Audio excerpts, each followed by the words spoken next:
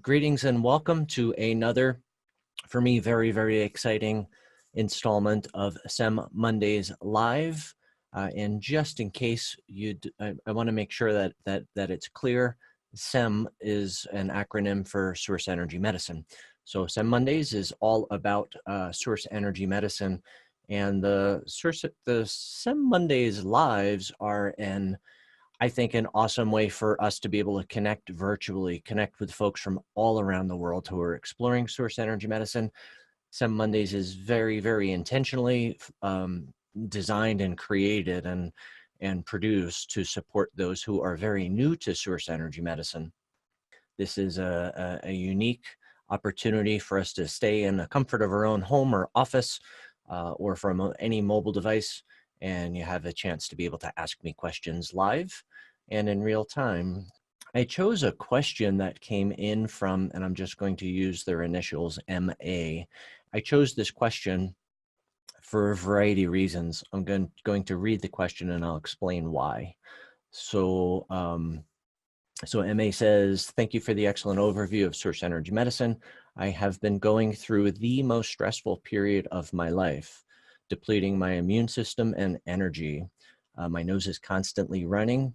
Presently, I am drinking Transformation Fusion #1, Attitude of Allowance Fusion #1, Energy Level Progression Fusion #1, and Transformation Fusion #3. So those first three are all in the step 1 sample protocol of the sample protocol. TF3 is in addition to. So if you're following along at home, it's TF1, AF1, ELP Fusion #1, and TF3. And MA asks, is there anything else I would recommend? So first and foremost, adding TF3 was absolutely brilliant. And if you look at the Source Energy Medicine People's Desk reference, you'll see what's in TF3, and you'll understand why I say that. And, you know, based on my experience sharing Source Energy Medicine since 2005, this time of year, for most of us, is a higher level of stress than, you know, the rest of the year. Certainly, you know, here in the United States, we just had Thanksgiving holiday last Thursday, and Thanksgiving, and, you know, for a lot of, I mean, the holidays in general tend to create a higher level of stress than some of the other times of year. So I thought this was a really, really, really good question to address because, you know, my harsh judgment is if you have a pulse, you experience stress. And certainly stress is, you can look at it as a gradation, right? There's low levels of stress and super high levels of stress. There's short periods of stress, and then there's prolonged stress.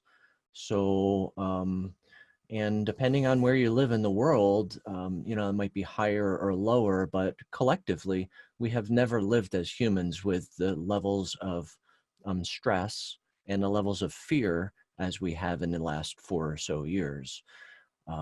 So, you know, it seems like year after year, there is, you know, an epidemic of different challenges that would be characterized as mental or emotional, from, you know, low level of anxiety to anxiety that is crippling. More and more antidepressants are prescribed, anti-anxiety medications, and, you know, even on the alternative side of the fence, medical marijuana and CBD oil are used to treat a lot of these things very successfully. But, you know, it's a big, big topic for most of us. So I'm going to take some time, do a deep dive into this. And because it is such a universal challenge, and yet, you know, the conversation is going to help each of us. What I would like to do is I'm first going to talk about MA's question, what source energy medicines I would add, and then how much of them to take, where to add them, when to add them, and then beyond source energy medicine, other things that would be helpful and supportive. So with regards to source energy medicines, I would add T7, transformation #7, which is trauma transformation. I would add transformation number 8, or T8, which is stress transformation. And I would also add T65, which is fear transformation. So I would add them now rather than waiting. And if you're inside the quick start guide and you understand, there was a nugget video quite a few back where I talked about when is the ideal time to add individual source energy medicines to your protocol. This is one of those where I would definitely add them now. And it sounds like MA is in the first step of the protocol. And, you know, so that's my short answer. So I don't want to get too technically into the why now and why later. That all of that's answered in that nugget video. But because of what MA described, so, you know, our general rule is for fusion source energy medicines, it's 8 ounces or more a day, 8 to 16 ounces. And for non-fusion, which each of these 3 that I'm suggesting are, they're non-fusions, which means the suggested amount would be 1 ounce or more a day. Based on what MA described, I would certainly drink a whole heck of a lot more than 1 ounce a day. And preferably I would have a sip of these throughout the day. They certainly can be combined with the other source energy medicines that MA is taking or that you might be taking, or you could try taking them individually. The only thing I want to underline is don't drink directly from the bottle, as I suggest in the how to take source energy medicine video. So as long as you're not drinking from the bottle, it might be interesting to allow your body to feel what it's like between these 3, right? So, you know, more often than not, you know, it's fear that relates to stress, and then trauma is associated with that. So all 3 of these are almost like a 3-sided triangle, and they're all interrelated, right? So, yeah, I would drink several ounces of those as long as you're not consuming too much water that is comfortable, or so much water that's not comfortable for your excretory system.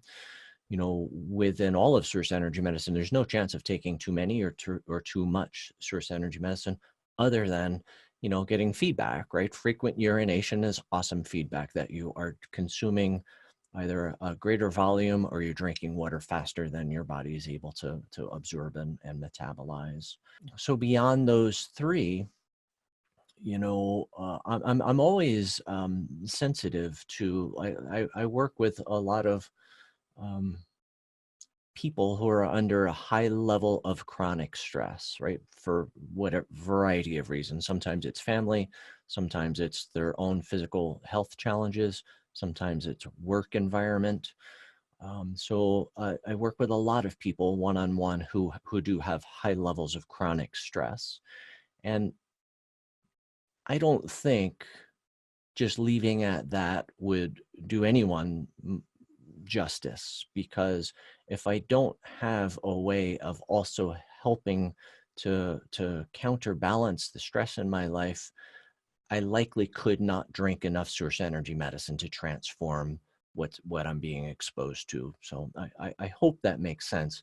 So the things that, when I personally, and you know, before source energy medicine, I experienced burnout, and oddly enough, it was when I was opening an integrative healing center in New York City with my partner Juliet. And you know, it was this project that was just insane, maybe much bigger than either of us thought. And I found myself working, you know, 110-hour work weeks for a really extended period of time, high levels of stress the whole time, mental, emotional, physical stress, spiritual stress, if you will. So, you know, during that time in the beginning, I was doing a lot of the things that I want to share with you. So for me, food is essential. Like the quality food that I eat, it turns into fuel. So the better I eat, nutritionally speaking, right? Organic or biodynamic, whole foods as much whole foods as possible, meaning minimally processed, not the store, and taking time to eat, right? So I want to back up a step. So loving myself is probably the best thing that I can do during high level stress. So how do I love myself? I eat really well. I try and sleep as much as possible, high levels of stress is going to often interrupt sleep. So sleep is important, so important. And in times when I don't just actually have the minutes or the hours to sleep, then I do more meditation, because if my meditation is really, really good, I'm going to have a disconnect from the sources of the stress, and I'm going to find inner peace, hopefully. At minimum, it's going to be calming and have a similar effect. If it's a good meditation, it'll have a similar effect to sleep, right? If not better. So getting out in nature, getting massage, getting in a hot tub or warm water, things like that. So think about how you could love yourself. And my final comments are, I would be highly, so if you followed me for any length of time at all, I talk frequently about the importance of developing a conscious awareness practice. And what I mean by that is, if I am not consciously aware of my thoughts, feelings, and emotions, then I could be in fear, like serious fear or harsh judgments or condemnation, or, a lot of low energy thoughts, feelings, and emotions that have a really strong negative effect on every aspect of my life. So developing a conscious awareness practice, so that if I am feeling fear, I am aware of it, and I can either choose to stay in that stream or shift it. And, the other is developing a morning routine, and not just a morning routine, but the morning routine for most folks, whether you're studying with Tony Robbins or, gosh, even like marketing gurus like Jeff Walker, it's the morning, or if you're a student of Course in Miracles, right? Course in Miracles teaches us, if every morning, first thing in the morning, if I don't ground myself in the truth of my being and in light, darkness will settle in, which goes hand in hand with fear, and all tied into the illusory world that we live in, of mental, physical, material realm. So developing some sort of a daily practice. It could be reading some sort of scripture or some sort of positive, inspirational material. I start my day with a workbook lesson from A Course in Miracles. I read a lot of Rumi poetry. I listen to either chanting or a lot of classical music that appeals to me. I do a lot of things to really help to love myself throughout the day. And the better I'm able to love myself on a consistent basis, then things like the holidays, it's less of a negative impact on my being. And yes, what I covered already is a deep dive, and we can go even deeper. But last couple of years, my work days have been, which I thought was going to be 6 months or so when we transitioned from doing live workshops to online workshops. I knew it was going to be about a 6 month. I thought it was going to be about a 6 month period of a lot more hours required to get done what is helpful to get done every day. And that's gone on for 2 years. So I do take a lot of mini breaks. I'll work 10, 12, 14 hours a day, but I take a lot of mini breaks throughout the day. And I do, I think at this point, a very, very, very good job of loving myself. So I don't think I have been negatively affected at all by this. Certainly higher level of stress, higher level of hours doing things, right? So yeah. So that is all I'm going to say on this topic. So I would love to hear, whether you're watching this live or watching this in replay, your feedback, right? How this landed to you. I hope it's super, super helpful. T7, T8, T65, for, I think most of us, would be really, really helpful, at least through the holidays, if not on a regular basis. And then as much as possible, if you don't meditate, gosh, there has never been more beautiful resources available to you. YouTube, there are hundreds of thousands, probably millions of guided meditations that you can do on YouTube for free. So many different paths. So find one that resonates with you. I think Marianne Williamson is a fantastic source of constant inspiration for me.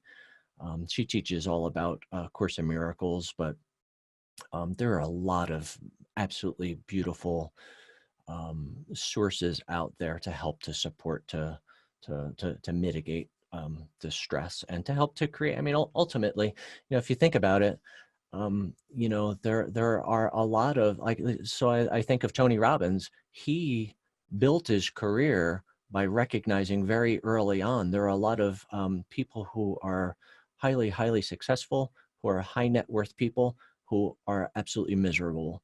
There's no happiness, there's no peace, there's no contentment, there's no satisfaction. And he has built multi-billion-dollar businesses by helping to teach people how to become happy. If you go onto any of the TED Talks, some of the most popular ones are about happiness, which it seems crazy to me, right? I shouldn't have to read a book that was written by a Harvard professor to learn how to be happy, and yet that's the nature of the world that we live in. So